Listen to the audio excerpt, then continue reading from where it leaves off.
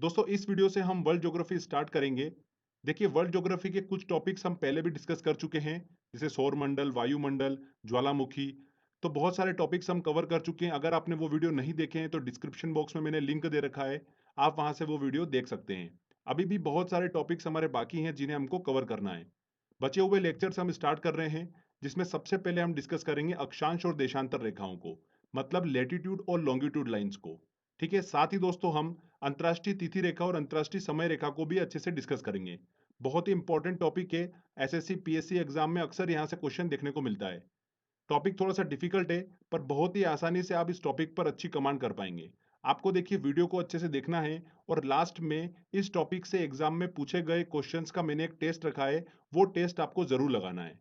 तो चलिए फ्रेंड्स, हम वीडियो को स्टार्ट करते हैं।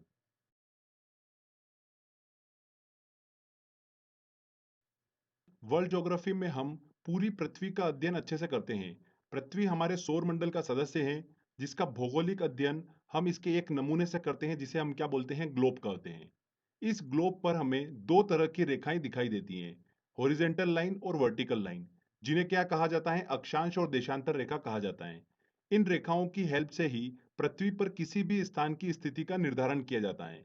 ये रेखाएं जो होती है, ये क्या होती है, काल्पनिक रेखाएं होती हैं। चलिए इन दोनों रेखाओं के बारे में हम अच्छे से स्टडी करते हैं। सबसे पहले हम बात करते हैं अक्षांश रेखाओं की, मतलब लेटीट्यूड लाइंस की।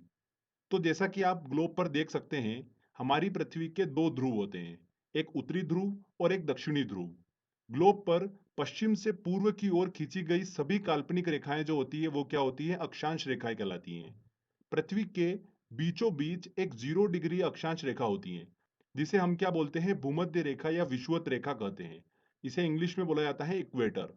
ये पृथ्वी को दो बराबर भागों में विभाजित करती हैं, उत्तरी गोलार्ध और दक्षिणी गोलार्ध में।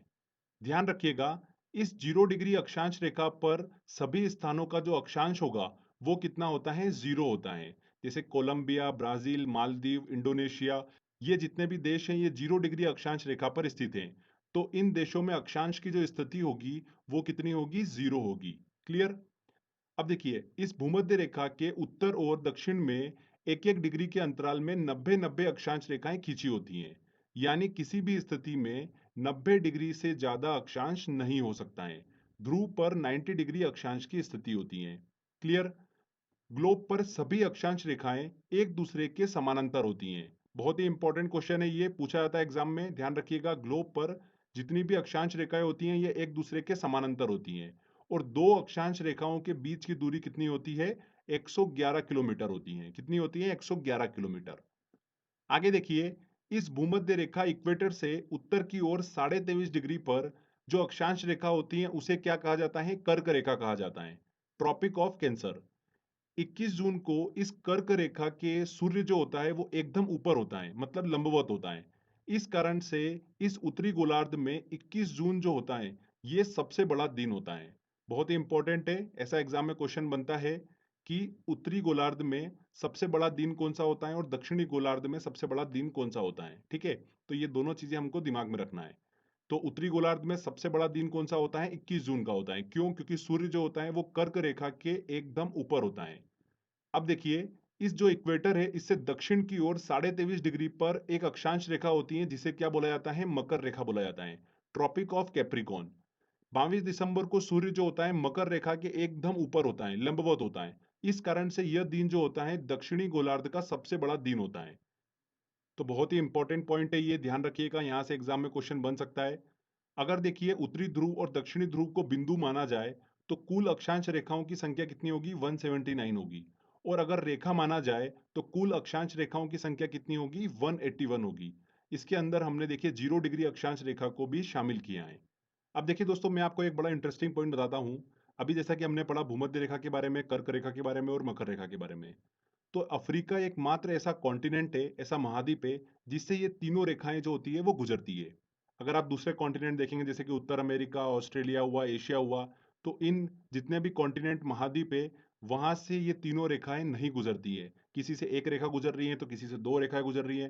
पर अफ्रीका एकमात्र ऐसा महाद्वीप है जहां से ये तीनों रेखाएं जो होती है, वो गुजरती है। क्लियर। तो बहुत ही इंपॉर्टेंट पॉइंट है। चलिए आगे अब हम बात करते हैं देशांतर रेखाओं के बारे में। तो उत्तरी ध्रुव और दक्षिणी ध्रुव को मिलाने वाली जितनी भी काल्पनिक रेखाएं हैं, ये सभी रेखाएं क्या कहलाती हैं? देशांतर रेखा कहलाती हैं। ध्रुवों से भूमध्य रेखा की ओर जाने पर देशांतर रेखाओं के बीच की दूरी बढ़ती जाती है और भूमध्य रेखा से ध्रुवों की ओर आने पर देशांतर रेखाओं के बीच की दूरी घटती जाती है। ठीक है। इसलिए अक्षांश रेखाओं की तरह देशांतर रेखाएं जो होती है वो समानांतर नहीं होती हैं। अक्षांश रेखाएं जो होती हैं वो एक दूसरे के समानांतर होती हैं। देशांतर रेखाएं जो होती हैं वो एक दूसरे की समानांतर नहीं होती हैं। ये पॉइंट ध्यान रखिएगा। दो देशांतर रेखाओं के बीच सबसे अधिक दूरी जो होगी वो कहां पर होती है? भूमध्य रेखा पर होती है, इक्वेटर पे होती है। कितनी होती हैं? 111.3 किलोमीटर होती हैं। अब देखिए सभी देशांतर रेखाओं की लंबाई बराबर होती है, इसलिए इनकी गणना करना डिफिकल्ट होता है। इसीलिए ग्रीनविच वेधशाला से निकलने वाली देशांतर रेखाओं को बेस माना गया है, मतलब 0 डिग्री देशांतर रेखा कहा गया है। इस 0 डिग्री देशांतर रेखा को क्या कहा जाता है? प्रधान यामोत्तर रेखा या फिर प्रधान मध्याह्न रेखा या ग्रीनविच रेखा के नाम से जाना जाता है। तो ध्यान रखिएगा, 0 डिग्री देशांतर रेखाओं के नाम आपको पता होना चाहिए। प्रधान यामोत्तर रेखा, प्रधान मध्याह्न रेखा या फिर ग्रीनविच रेखा। ओके। इस 0 डिग्री देशांतर रेखा से पूर्व की ओर और पश्चिम की ओर हर एक एक डिग्री के अंतराल में 180 देशांतर रेखाएं खींची होती है। तो कुल मिलाकर 360 देशांतर रेखाएं ग्लोब पर हमको दिखाई देती हैं। अब देखिए 180 डिग्री जो पूर्व और 180 डिग्री पश्चिम देशांतर रेखाएं ये एक ही हैं, तो इसको लेकर आप कंफ्यूज मत होइएगा। ठीक है। तो कुल मिलाकर 360 देशांतर रेखा हमको ग्लोब पर दिखाई देती हैं। जैसा कि आप देख सकते हैं, 0 डिग्री देशांतर रेखा जो है और 180 डिग्री देशांतर रेखा जो है ये एक दूसरे के विपरीत होती है। अब देखिए ये 0 डिग्री देशांतर रेखा जो है ये कर्क रेखा को अल्जीरिया में प्रतिच्छेद करती है। ठीक है। भूमध्य रेखा को गिनी की खाड़ी मतलब अटलांटिक महासागर में प्रतिच्छेद करती है और मकर रेखा को नामीबिया के पश्चिम में स्थित अटलांटिक महासागर में प्रतिच्छेद करती है। तो ये बहुत ही इंपॉर्टेंट है कि जो 0 डिग्री देशांतर रेखा है मतलब ग्रीनविच लाइन है, ये तीनों जो मेन लाइन आ रही है कर्क रेखा, भूमध्य रेखा और मकर रेखा को किस स्थान पर प्रतिच्छेद कर रही है। तो वहां की जो भौगोलिक स्थिति है वो हमको पता होना चाहिए। एग्जाम में वहां से क्वेश्चन बन जाता है। अगर हम बात करते हैं कि 0 डिग्री देशांतर रेखा जो है इस पे कौन कौन से देश स्थित हैं, तो यहाँ से भी एग्जाम में बहुत क्वेश्चन बने हैं, इसलिए ध्यान रखिएगा।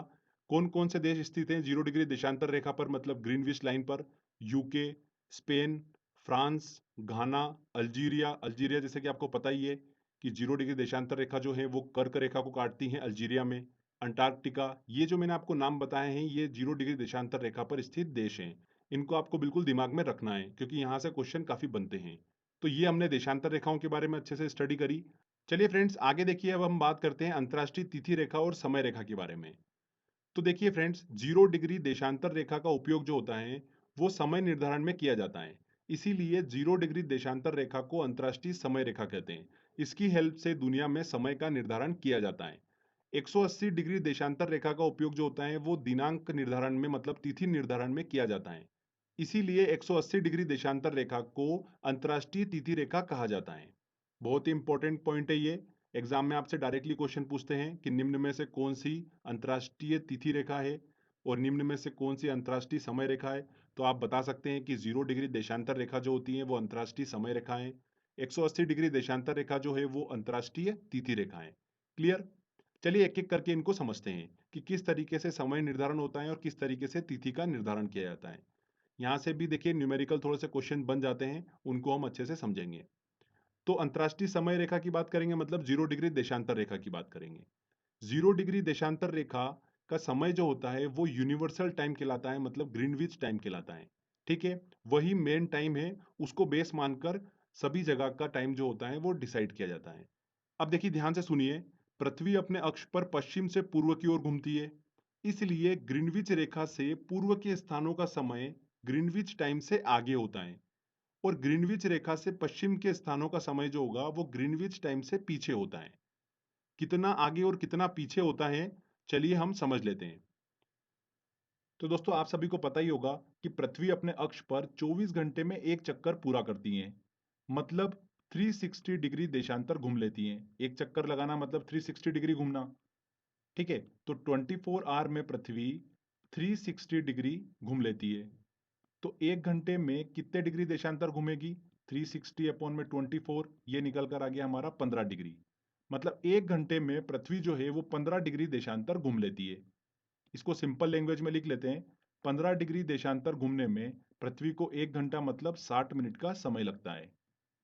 तो यहाँ पर 1 डिग्री देशांतर की वैल्यू निकाल सकते हैं कि 1 डिग्री देशांतर घूमने में कितना समय लगेगा। 60/15, ये आ गया हमारे पास 4 मिनट। मतलब 1 डिग्री देशांतर घूमने में पृथ्वी को 4 मिनट का समय लगता है। हर एक एक डिग्री देशांतर के बीच में टाइम गैप निकल कर आ गया 4 मिनट का। तो अगर ये 0 डिग्री देशांतर है तो इससे पूरब की ओर जाने पर हर एक एक डिग्री देशांतर के बीच में 4-4 मिनट का डिफरेंस है, मतलब 4-4 मिनट से समय जो है वो बढ़ता जाएगा। वैसे ही देखिए पश्चिम की ओर चलने पर 4-4 मिनट से समय जो है हर डिग्री के अंतराल में घटता जाएगा। ये आपको क्लियर हुआ। अब अगर मैं बोलूं कि ग्रीनविच टाइम जो है वो दिन के 12 बजे हैं, तो पूर्वी 15 डिग्री देशांतर पर समय क्या हो रहा होगा, निकाल सकते हैं। बहुत इजी तरीका है। देखिए 15 डिग्री देशांतर पर समय निकालना है। हर एक एक डिग्री देशांतर पर समय जो है वो कितना बढ़ता जा रहा है, 4-4 मिनट का बढ़ता जा रहा है। तो कुल कितना बढ़ गया, 60 मिनट का समय बढ़ गया। मतलब अगर ग्रीनविच टाइम दिन के 12 बजे हैं तो 15 डिग्री पर समय जो 60 मिनट आगे होगा, मतलब वहां पर दिन का 1 बजा होगा। अगर इसके विपरीत आपसे पूछते कि 15 डिग्री पश्चिमी देशांतर पर समय क्या हो रहा होगा, तो देखिए 60 मिनट आपको कम करना है बस। दिन के 12 अगर ग्रीनविच टाइम हो रहा है तो यहाँ पर 15 डिग्री पश्चिमी देशांतर पर समय जो हो रहा होगा वो सुबह के यहाँ पर 11 बजे होंगे। तो देखिए इस तरीके से आप बड़ी आसानी से आप समय निकाल सकते हैं। बस आपको पता होना चाहिए कि हर एक डिग्री देशांतर के बीच में समय गैप जो है वो कितनी है, 4 मिनट की है। चलिए भारत की स्थिति की हम बात करते हैं। तो भारत की बात करते हैं तो भारत जो है वो 82.5 डिग्री पूर्वी देशांतर पर स्थित है। कितना, 82.5 डिग्री पूर्वी देशांतर पर स्थित है। क्लियर। तो अगर ग्रीनविच टाइम दिन के 12 बजे हैं तो भारत में समय क्या हो रहा होगा ये निकाल लेते हैं। तो देखिए यहाँ पर सिंपली हमको 82.5 में मल्टीप्लाई करना है 4 का, तो कितना आ जाएगा ये 330 मिनट। इसको डिवाइड कर दो 60 से, अगर घंटे निकालना है आपको तो कितना हो जाएगा 5.5 आवर। मतलब वहां पर 5:30 बजे होंगे शाम के। ये आप इजी तरीके से निकाल पा रहे हो। ठीक है, तो ग्रीनविच टाइम अगर दिन के 12 बजे हैं तो भारत में शाम के 5:30 बजे होंगे। भारत जो है वो ग्रीनविच टाइम से 5.5 घंटे आगे चलता है। क्लियर। तो बड़ी आसानी से आप निकाल पाए। अब देखिए एक मैं आपको चीज बता देता हूं। जब भी आपको डिग्री दे रखती हो तो हम क्या कर रहे हैं, उसमें 4 का मल्टीप्लाई कर रहे हैं तो हमारे पास मिनट निकल कर आ जाता है। उसको हम डिवाइड कर देंगे 60 से, मतलब घंटे में हमारा समय निकल के आ जाता है। ठीक है, तो ये चीज आप दिमाग में रख लो। Degree into 4/60 = h।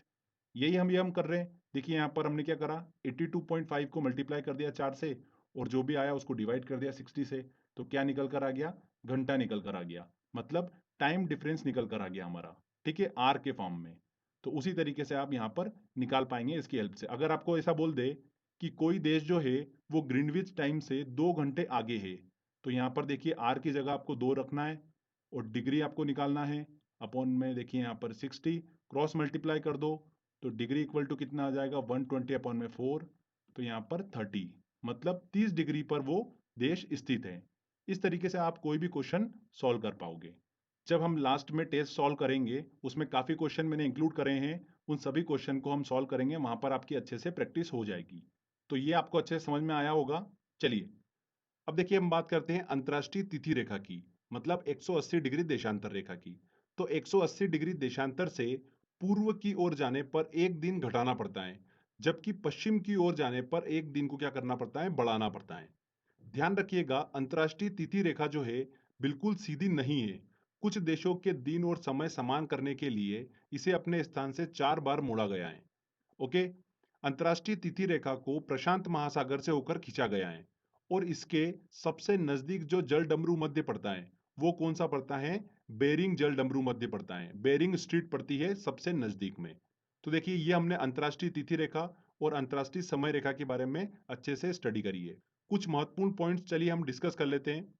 देखिए पहला पॉइंट आता है, भूमध्य रेखा पर सूर्य की किरणें जो होती है वो लंबवत गिरती है हमेशा। इसीलिए यहाँ पर दिन और रात जो होते हैं वो बराबर होते हैं। कहाँ पर, भूमध्य रेखा पर।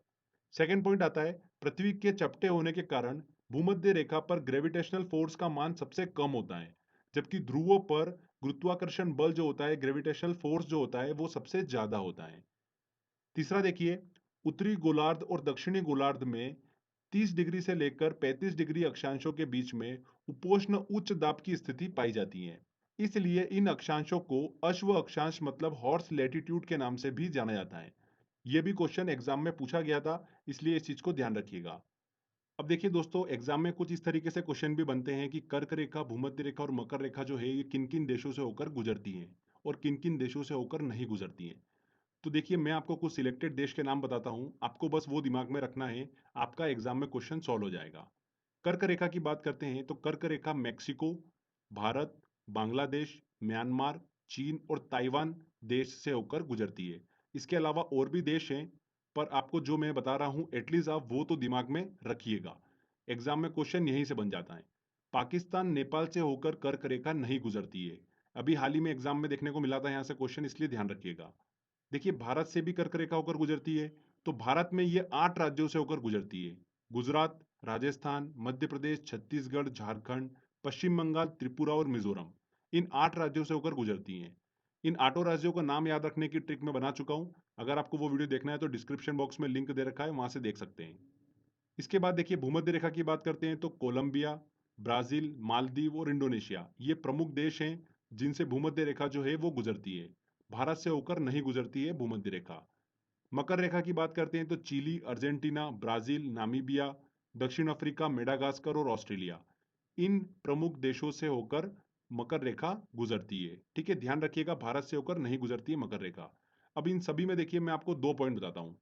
मेक्सिको ऐसा देश है जिससे कर्क रेखा गुजरती है, बाकी भूमध्य रेखा और मकर रेखा नहीं गुजरती है। मेक्सिको को लेकर एग्जामिनर जो है 2 से 3 बार क्वेश्चन पूछ चुके हैं, तो आप कंफ्यूज हो जाते हो, इसलिए ध्यान रखिएगा। ब्राजील एक ऐसा देश है जिससे भूमध्य रेखा और मकर रेखा दोनों गुजरती हैं, पर कर्क रेखा नहीं गुजरती है। बस ये डिफरेंस आपको देखिए दोनों पॉइंट का दिमाग में रखना है। मेक्सिको से सिर्फ कर्क रेखा, ब्राजील से भूमध्य रेखा और मकर रेखा। क्लियर? तो देखिए, आपका कभी भी इससे क्वेश्चन आएगा गलत नहीं होगा। आगे देखिए, लास्ट पॉइंट है, अफ्रीका की कांगो नदी भूमध्य रेखा को 2 बार काटती है और अफ्रीका की लिम्पोपो नदी मकर रेखा को 2 बार काटती है। चलिए, इसको याद करने की मैं आपको ट्रिक बता देता हूं। हम याद करेंगे, कांगो नदी जो है वो भूमध्य रेखा को 2 बार काटती है, तो बचा हुआ लिम्पोपो नदी जो है वो मकर रेखा को ही काटेगी, तो वो आप इजीली याद रख पाएंगे। तो देखिए, कांगो नदी जब भी आप देखेंगे तो इसका देखिए वर्ड जो स्टार्ट हो रहा है वो क से हो रहा है। तो क देखिए हमको देखने को मिल रहा है कर्क में भी और मकर में भी, पर भूमध्य में हमको क देखने को नहीं मिल रहा है। तो क्या 2 आंसर होंगे? बिल्कुल भी नहीं। तो जो कंफ्यूज कर रहा है उनको हटा दो। कर्क रेखा और मकर रेखा दोनों को हटा दिया, बचा क्या? भूमध्य रेखा। तो आंसर यहाँ पर भूमध्य रेखा होगा। तो जब भी आप देखोगे कांगो नदी जो है वो किस रेखा को 2 बार काटती है, भूमध्य रेखा, मकर रेखा या कर्क रेखा, तो बहुत ईजी तरीके से आप देखिए निकाल सकते हैं। क जिसमें हो उसको हटा दो, बचा हुआ हमारा आंसर हो जाएगा। तो भूमध्य रेखा हमारा आंसर सही होगा। ठीक है, तो फ्रेंड्स, यहाँ पर देखिए हमारा थ्योरी वाला सेक्शन कंप्लीट होता है। जितना भी मैंने आपको पॉइंट्स बताया है, अगर आप ये अच्छे से समझ लेते हैं तो पीएससी या फिर एसएससी में या जो भी एग्जाम की आप तैयारी कर रहे हैं, इस टॉपिक से क्वेश्चन आएगा, आप डेफिनेटली सही करके आएंगे। चलिए, इसका हम एक टेस्ट लेते हैं और टेस्ट की ओर चलते हैं। सारे प्रीवियस ईयर के इस टॉपिक के क्वेश्चन मैंने टेस्ट में इंक्लूड करें। अगर आप वो सारे क्वेश्चन अच्छे से सॉल्व कर लेते हो, मतलब आपका ये टॉपिक बिल्कुल अच्छे से पक्का हो गया है। चलिए टेस्ट की ओर चलते हैं।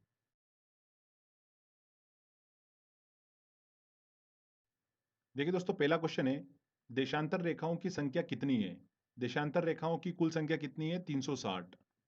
विषुवत रेखा के समानांतर कल्पित रेखाएं क्या कहलाती हैं? भूमध्य रेखा के समानांतर खींची गई रेखा क्या कहलाती हैं? अक्षांश रेखाएं कहलाती हैं।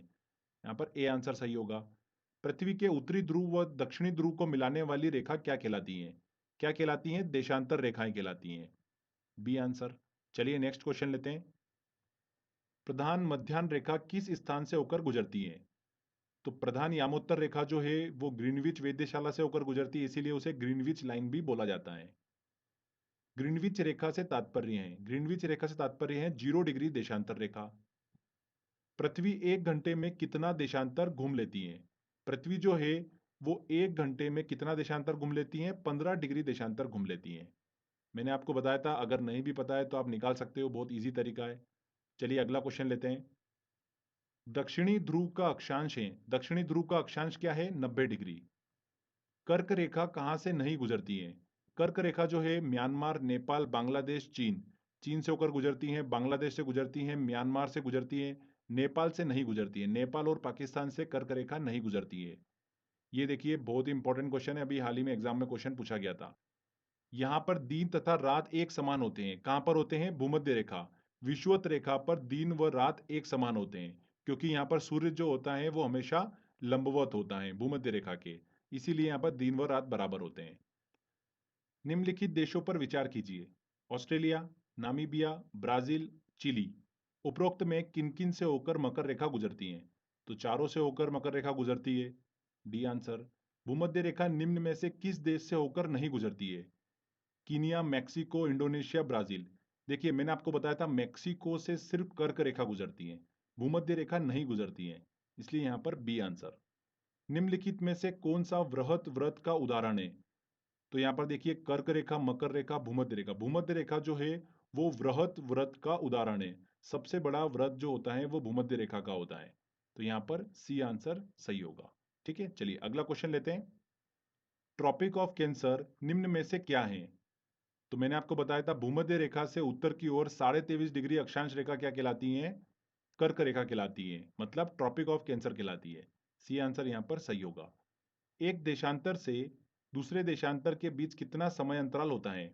एक देशांतर से दूसरे देशांतर के बीच में समय अंतराल होता है वो 4 मिनट का होता है, ये आंसर। दो अक्षांश रेखाओं के बीच की दूरी लगभग होती है, कितनी होती है? 111 किलोमीटर। परस्पर दो देशांतर के बीच दूरी सबसे अधिक कहां पर होती है? दो देशांतर के बीच सबसे अधिक दूरी जो होती है वो विषुवत रेखा भूमध्य रेखा पर होती है, कितनी होती है? 111.3 किलोमीटर, सी आंसर। विषुवत रेखा है, विषुवत रेखा क्या है? उत्तर और दक्षिण ध्रुवों को जोड़ने वाली रेखा, बिल्कुल गलत। उत्तर और दक्षिण ध्रुवों के बीचों बीच पृथ्वी के गिर्द घूमने वाली काल्पनिक रेखा, बिल्कुल सही। बी आंसर यहां पर सही होगा। अफ्रीका की कौन सी नदी मकर रेखा को 2 बार काटती है? मकर रेखा को कौन सी नदी काटती है? लिम्पोपो नदी। और कांगो नदी जो है वो भूमध्य रेखा को 2 बार काटती है। ठीक है, निम्नलिखित में से अंतर्राष्ट्रीय दिनांक रेखा कौन सी है? कौन सी है? 180 डिग्री देशांतर रेखा को ही अंतर्राष्ट्रीय दिनांक रेखा या अंतर्राष्ट्रीय तिथि रेखा कहा जाता है, और 0 डिग्री देशांतर रेखा को क्या कहा जाता है? अंतर्राष्ट्रीय समय रेखा कहा जाता है। उपोष्ण उच्च दाब के कटिबंधों को क्या पुकारते हैं? तो फ्रेंड्स मैंने आपको बताया था कि उत्तर की ओर 30 से लेकर 35 डिग्री अक्षांश और दक्षिण की ओर 30 से लेकर 35 डिग्री अक्षांश क्षेत्र को क्या कहा जाता है? अश्व अक्षांश कहा जाता है, क्योंकि यहाँ पर उपोष्ण उच्च दाब की स्थिति पाई जाती है, इस वजह से इस क्षेत्र को अश्व अक्षांश के नाम से जाना जाता है। कर्क रेखा नहीं गुजरती है, कर्क रेखा देखिए भारत से गुजरती है, पाकिस्तान से नहीं गुजरती है, तो यहाँ पर बी आंसर। उत्तरी गोलार्ध का सबसे बड़ा दिन होता है, उत्तरी गोलार्ध का सबसे बड़ा दिन कौन सा होता है? 21 जून का, क्योंकि सूरज जो होता है वो कर्क रेखा के लंबवत होता है। ठीक है, इसलिए उत्तरी गोलार्ध का सबसे बड़ा दिन जो होता है वो 21 जून का होता है। ग्रीनविच मध्य समय तथा भारतीय प्रमाण समय आईएसटी के बीच समय अंतराल कितना होता है? कितना होता है? 5.5 घंटे का। ये मैंने आपको बताया था। भारत जो है वो 82.5 डिग्री पूर्वी देशांतर पर स्थित है, और हमने कैलकुलेट करके पूरा देखा था कि ग्रीनविच टाइम से भारत जो है वो 5.5 घंटे आगे चलता है। किसी स्थान का मानक समय निर्धारित करने का आधार होता है, क्या होता है? अंतर्राष्ट्रीय समय रेखा। अंतर्राष्ट्रीय समय रेखा क्या होती है? 0 डिग्री देशांतर। इसे क्या बोला जाता है? प्रधान मध्याह्न रेखा भी बोला जाता है, मतलब डी आंसर यहाँ पर सही होगा। उसी को ही हम बेस मानकर समय का निर्धारण करते हैं। कौन सा देशांतर प्रधान यामोत्तर के साथ मिलकर ग्लोब पर वृहद व्रत का निर्माण करता है? देखिए फ्रेंड्स ये पृथ्वी है, तो यहाँ पर देखिए ये 0 डिग्री। ठीक है, तो ये 0 डिग्री देशांतर रेखा क्या कहलाती है? प्रधान यामोत्तर रेखा कहलाती है। तो इसके साथ कौन सी रेखा मिलकर वृहद व्रत का निर्माण करेगी, सबसे बड़े व्रत का निर्माण करेगी? तो ऑब्वियस सी बात है, इसकी विपरीत वाली 180 डिग्री, 180 डिग्री देशांतर रेखा इसके साथ मिलकर ग्लोब पर वृहद व्रत का निर्माण करती है, डी आंसर। भूमध्य रेखा, कर्क रेखा और मकर रेखा तीनों निम्न में से किस एक महाद्वीप से गुजरती हैं? किससे गुजरती हैं? एकमात्र अफ्रीका से होकर गुजरती है। निम्नलिखित में से कौन सा एक जलडमरू मध्य अंतरराष्ट्रीय तिथि रेखा से सर्वाधिक निकट है? कौन सा? बेरिंग जलडमरू मध्य। बेरिंग स्ट्रीट जो है वो अंतरराष्ट्रीय तिथि रेखा के सबसे ज्यादा निकट है, बी आंसर। देखिए नेक्स्ट क्वेश्चन है, प्रधान यामोत्तर गुजरती हैं, 0 डिग्री देशांतर रेखा कहां से गुजरती है? अल्जीरिया से, फ्रांस से, नाइजीरिया से, पुर्तगाल से। अल्जीरिया से तो गुजरती है, फ्रांस से भी गुजरती है, नाइजीरिया से नहीं गुजरती है। नाइजीरिया के दक्षिण में स्थित अटलांटिक महासागर से गुजरती है, पुर्तगाल से भी नहीं गुजरती है, तो यहाँ पर ए आंसर सही होगा। किसी जगह का स्थानीय समय प्रातः 6 है, जबकि ग्रीनविच मीन टाइम प्रातः 3 है। उस जगह की देशांतर रेखा क्या होगी? बहुत ही ईज़ी है और काफ़ी अच्छा क्वेश्चन है। देखिए, सबसे पहले तो ये क्लियर हो गया कि ग्रीनविच टाइम जो है वो प्रातः का 3 है और स्थानीय समय जो है किसी जगह का वो 6 बजे है सुबह का। मतलब आगे है तो पूर्व की ओर होगा। तो ए वाला और डी वाला ऑप्शन तो कट गया। ठीक है? कितना घंटा आगे है? 3 घंटा आगे है। तो मैंने आपको बताया था कि 1 घंटे के अगर डिफरेंस आ रहा है तो मतलब 15 डिग्री देशांतर की बात होगी। ठीक है? तो यहाँ पर 3 है तो मतलब 45 डिग्री। यहाँ पर बी आंसर सही होगा। ठीक है?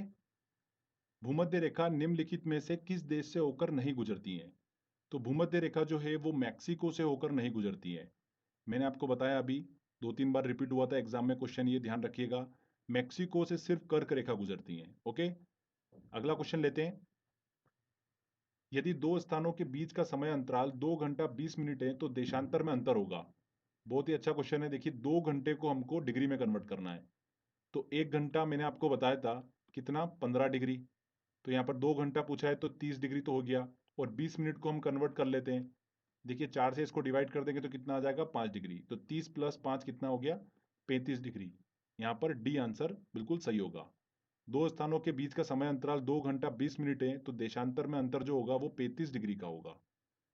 नेक्स्ट क्वेश्चन देखिए, ग्रीनविच किस देश में स्थित है? किस देश में स्थित है? यूके में। काहिरा का समय ग्रीनविच से 2 घंटा आगे है, अतः यह स्थित होगा। कहाँ पर होगा? देखिए, 2 घंटा आगे है मतलब 30 डिग्री और आगे है मतलब पूर्व की ओर, तो 30 डिग्री पूर्वी देशांतर पर। बी आंसर बिल्कुल सही होगा। दो शहरों, शहर ए 30 डिग्री नॉर्थ और 60 डिग्री ईस्ट और शहर बी 30 डिग्री नॉर्थ और 80 डिग्री ईस्ट के बीच में कालांतर है। तो देखिए, यहाँ पर डिग्री में चेंज कितना आ रहा है, 20 डिग्री का। तो इसको मिनट में कन्वर्ट कर लेते हैं, 4 से मल्टीप्लाई कर दीजिए, आ गया 80 मिनट। तो इनके बीच में समय का डिफरेंस कितना आ रहा होगा, 80 मिनट का। नेक्स्ट देखिए, अंतर्राष्ट्रीय दिनांक रेखा खींची जाती है। अंतर्राष्ट्रीय दिनांक रेखा जो है प्रशांत महासागर से होकर खींची जाती है। निम्नलिखित में से 0 डिग्री अक्षांश और 0 डिग्री देशांतर की भौगोलिक स्थिति है। दोनों एक दूसरे को प्रतिच्छेद कहां पर करती हैं? दक्षिणी अटलांटिक महासागर में। सी आंसर बिल्कुल सही होगा। चलिए अगला क्वेश्चन लेते हैं। निम्न में से किस राज्य से होकर कर्क रेखा गुजरती है? देखिए, महाराष्ट्र से नहीं गुजरती है, ओडिशा से नहीं गुजरती है, मिजोरम से होकर गुजरती है यहाँ पर कर्क रेखा भारत में। अफ्रीका की कांगो नदी 2 बार काटती है। देखिए, कांगो नदी क से स्टार्ट हो रहा है, तो देखिए क वाले सारे हटा दो आप। कर्क रेखा, मकर रेखा दोनों हटा दो। यहाँ पर भूमध्य रेखा आंसर बिल्कुल सही होगा। भूमध्य रेखा को कांगो नदी जो है वो 2 बार काटती है। तो फ्रेंड्स देखिए, यहाँ पर हमारा टेस्ट वाला सेक्शन कंप्लीट होता है। आई होप आपने सारे क्वेश्चन बड़ी आसानी से सॉल्व कर लिए होंगे।